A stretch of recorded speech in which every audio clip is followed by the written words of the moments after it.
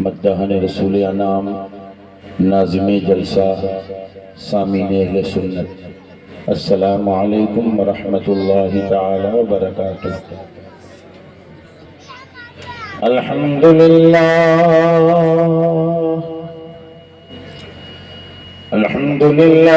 نحمده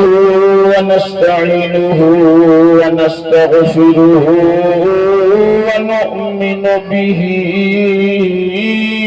ونتوکل علیہ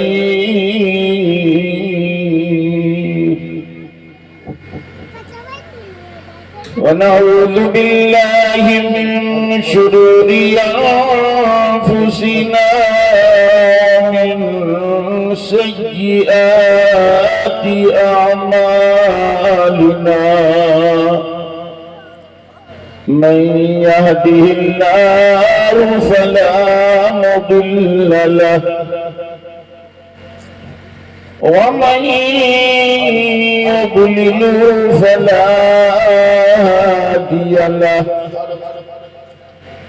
ونشهد أن لا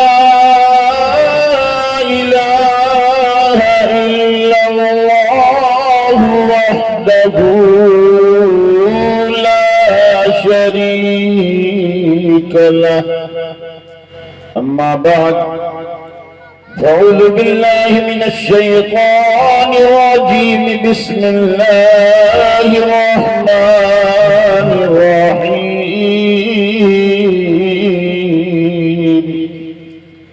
ورفعنا لك ذكرك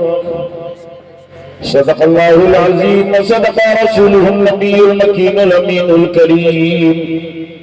ونحن على ذلك لمن الشاهدين والشاكرين والحمد لله رب العالمين۔ محترم حضرات،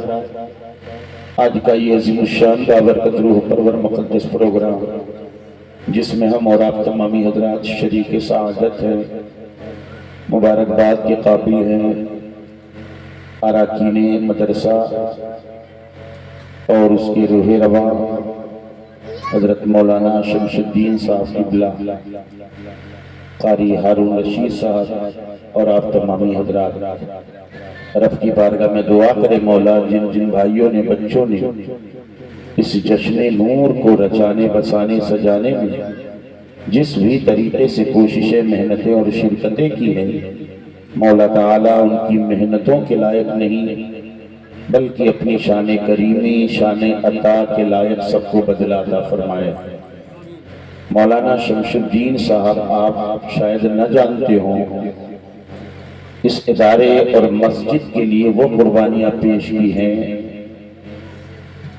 محترم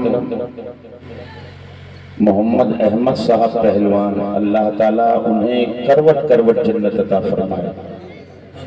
بڑی مخالفت کی آندھیاں چلی لیکن یہ لوگ الحمدللہ ڈٹے رہے اور الحمدللہ مسجد کی شان و شوکت آپ دیکھ رہے ہیں اور مدرسے کو بھی دیکھ رہے ہیں، اور آپ نے اب تک جو تعاون پیش کیا ہے نتیجے کی شکل میں انشاءاللہ ابھی آپ ملاحظہ فرمائیں گے،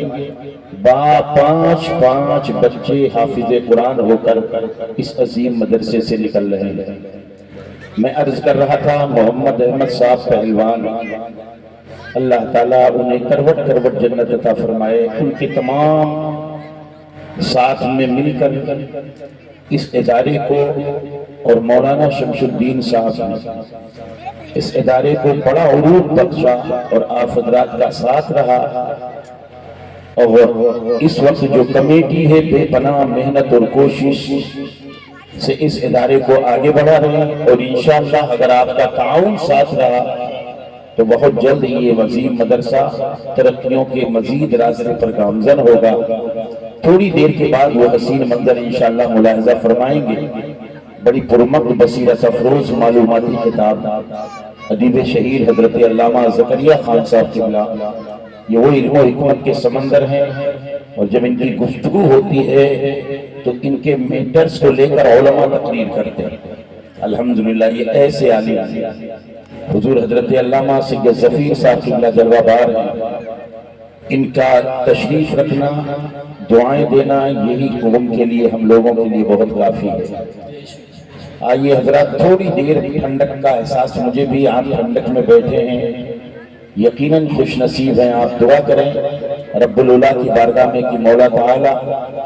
یہ جو تیرے محبوب پاک کی محبت میں اس ٹھنڈک میں بیٹھے ہیں، پروردگارہ یہ لوگ اٹھے نا اس سے پہلے سب کی بخشش اور مغفرت ہو جائے، اور انشاءاللہ رب کی ذات سے یقین کامل ہے کہ انشاءاللہ ایسے ہی ہوگا۔ بس تھوڑی دیر ہم لوگ سوچے روز ہیں، آج موقع ملا ہے علماء اکرام کا نورانی قافلہ، مداحن رسول کا ایک عظیم قافلہ نگاہوں کے سامنے جلوہ بار ہے۔ جاگنا ہے جاگ لے افلاک کے سائے تلے، حشر تک سونا پڑے گا خاک کے سائے تلے، ایک دن سوئیں گے سوئے رہ جائیں گے۔ الحمدللہ آج موقع ملا ہے کہ ہم علماء اکرام کے درمیان بیٹھے ہوئے ہیں، رات کا اتنا وقت گزر چکا ہے، پھر بھی آپ حضرات اس ٹھنڈک میں بیٹھے ہیں۔ میرا رب العلا، میرا رب کریم دیکھ رہا ہے، اور انشاءاللہ اپنی شان کریمی، شان عطا کے لائق انعام اور بدلہ عطا فرمائے گا۔ آئیے درود پاک پڑھ لیں، اللہم صلی علی سیدنا مولانا محمد المعدن الجود والکرم وآلہ بارک وسلم، صلاۃ و سلام علیک یا رسول اللہ صلی اللہ تعالی علیہ وسلم۔ بلغ العلا بکمالہ، کشف الدجا بجمالہ، حسنت جمیع خصالہ، صلو علیہ وآلہ ہزار بار بشویم دہند مشک و گلاب، ہنوز نام تو گفتن کمال بے ادبی، ادب داہست زیر آسماں از عرش نازک تر، نفس گم کردمی آیت جنید و با یزیدی جا، یا رسول اللہ سرور کہوں کہ مالک و مولا کہوں تجھے، باغ خلیل کا گل زیبا کہوں تجھے، اور تیری تو وسوع بے تناہی سے ہے بری، حیراں ہوں میرے شاہ میں کیا کیا کہوں تجھے۔ اللہ تیرے جسم منور کی تابشیں، اے جانے جاں میں جانے تجلا کہوں تجھے، لیکن رضا نے ختم سخن اس پہ کر دیا، خالق کا بندہ خلق کا آقا کہوں تجھے، سرور کہوں کہ مالک و مولا کہوں تجھے۔ حضرات تھوڑا سا آپ بیدار ہو جائیں، ہوتا یہ ہے چونکہ جب نعت نبی ہوتی ہے تو لوگ بہت مستی میں سنتے ہیں، اور جب تقریر ہونے لگتی ہے تو آدمی توجہ ہٹا لیتا ہے۔ یہ اس دور کا بڑا عجیب المیہ ہے کہ تقریر ہم لوگ جلسے میں الحمدللہ آئے دن جلسے ہی میں رہتے ہیں، جب تک نعت ہوتی ہے تو ایسے جھومیں گے۔ ایک جلسے میں اتنا جھوم رہے تھے لوگ، تو ہم نے کہا جتنے لوگ جھوم رہے ہو ابھی ہم پوچھیں گے وضو میں کتنے فرائض ہیں، تو دیکھتے ہیں کتنا حال آتا ہے تم لوگوں کو، بس جھومنا ہی سب بند کر دیا کہ کہیں مولانا پوچھ نہ لے وضو میں، جب وضو میں فرض نہیں معلوم اور اتنا جھوم رہے ہو نعت نبی۔ خیر نعت نبی سنو لیکن تقریر بھی سنا کرو۔ آج سب سے زیادہ جلسے ہمارے سنیوں میں ہوتے، یہ مانتے ہیں آپ کی نہیں مانتے؟ سب سے زیادہ ہمارے سنیوں میں جلسے ہوتے، لیکن معلومات کے اعتبار سے اگر دیکھ لو